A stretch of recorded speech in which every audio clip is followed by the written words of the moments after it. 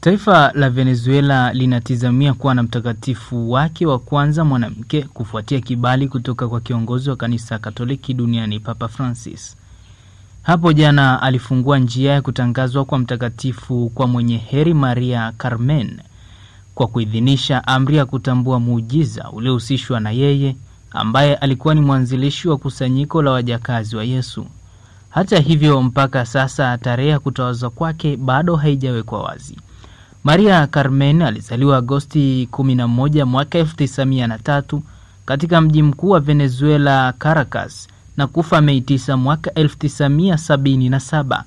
Kuanzia umri mdogo kufuatia kifo cha baba yake, alimsaidia mama yake kutunza familia na kufanya kazi katika parokia ya mahali hapo.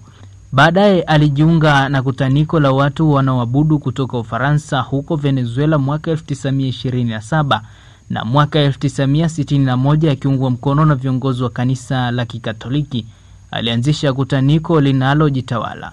Viongozi wa kanisa Katoliki nchini Venezuela waliomba atangazwe mtakatifu mwaka 1995 na alitangazwa kuwa mwenye heri mwaka 2018. Vifuatavyo ni baadhi ya vigezo vya kuitwa mtakatifu katika kanisa Katoliki.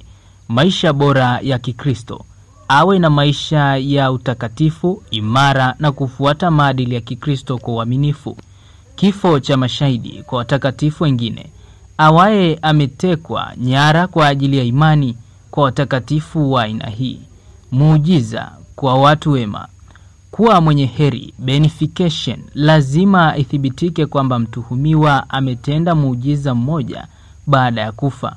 Kuwa mtakatifu, canonization, inahitajika muujiza wa pili uthibitike. Uamuzi wa Papa. Papa ndiye mwenye mamlaka ya mwisho ya kutangaza mtu kuwa mtakatifu. Maria Carmeni ni mfano wa imani ya Kikristo na mwanamke aliyejitolea kwa Mungu na jamii.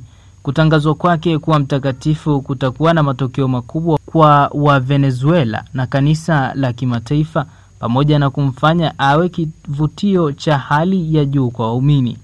Kwa taarifa zaidi tazama vyanzo vya Vatican News na vyombo vya habari vya Venezuela vilivyo